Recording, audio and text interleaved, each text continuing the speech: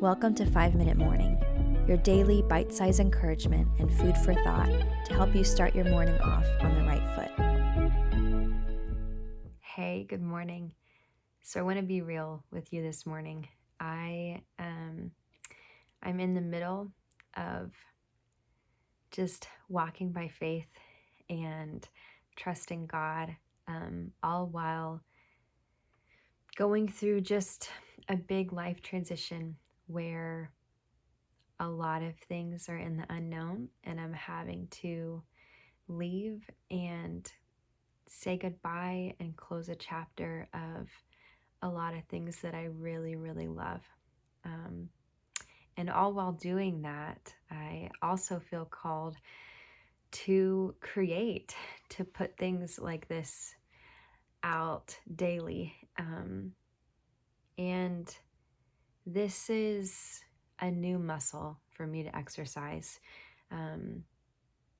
because it's been a long time of me not creating, of me listening to excuses, and more than anything, being stuck in a toxic thought pattern and internal narrative that honestly has been just fueled by the enemy. It's created just self-doubt and lies, and that can breed anxiety, depression, discouragement, so many things. And when you're in that place, when you're in that cycle, you just need divine intervention. You need God to step in and to reveal the truth of his heart.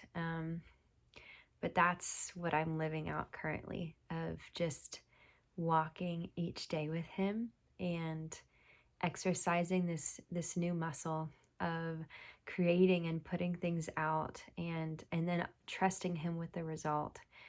But because it's kind of a new muscle, sometimes it can be difficult not to be determining the success of something based off of the immediate response it gets, especially in a time of transition where all I want is something sturdy and stable to hold on to, when I really know that the only truly stable thing that I need is God himself, and he himself wants to be my stability in this time. So that's where I'm at in life. And tonight, as I film this, little secret, I film these at night because I'm not a morning person, which is why I even make these videos in the first place, so that maybe if you are also not a morning person, you have something to help wake you up and start your day off right. But anyways, that's where I've been tonight, of kind of just in the closed loop of just the discouraging thought patterns, in the middle of stepping out and walking by faith, doing something that I know I'm called to do, but then still looking for responses or confirmation in places that I don't really need it. And God reminded me of the story of Nehemiah, of him being called to rebuild the wall for the people of Israel, at a time where their needs were being ignored, and they were a really vulnerable people group. And he felt called by God to step into their situation. And this really scared the enemies of Israel. And so they would come and, try and create these narratives and these arguments to bring messages to Nehemiah to pull him away from the work, to engage in conversation with them. And I want to read a little bit of it here. I'm not even going to try and pronounce their names. Maybe I will. That'll be fun. Okay, so Sanballat, Tobiah, and Geshem, the Arab, pretty good, and the rest of our enemies found out that I had finished rebuilding the wall, this is Nehemiah talking, and that no gaps remained, though we had not yet set up the doors and the gates. So Sanballat and Geshem sent a message asking me to meet them at one of the villages in the plain of Ono. But I realized they were plotting to harm me, so I replied by sending this message to them: I am engaged in a great work, so I can't come. Why should I stop working to come and meet with you? 4 times they sent the same message, and each time I gave the same reply.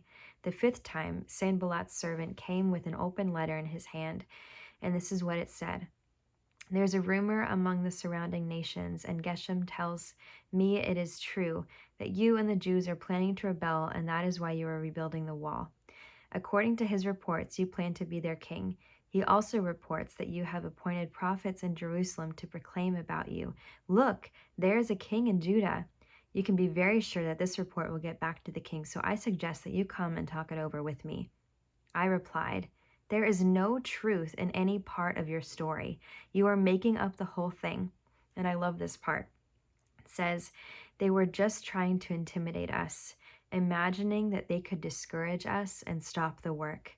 So I continued the work with even greater determination. And I feel like I am in my own Nehemiah moment, where I can feel just all the whispers of the lies and the narrative that I know is not true but feels very familiar.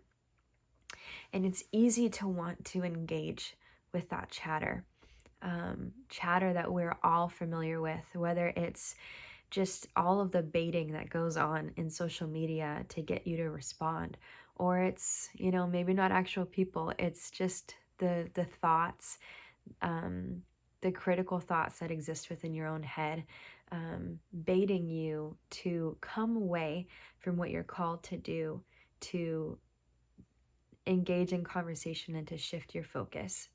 But I want to encourage you, as I encourage myself, to keep building, because you are doing a great work, and why should you come down from it? When you realize that all that the enemy is trying to do is to discourage you and to stop the work from being done, would you continue forward in what you're called to do with even greater determination? So let's keep building together, not the way the world builds, but with mission from God, doing it with Him, empowered by His life, the source that comes directly from the Holy Spirit.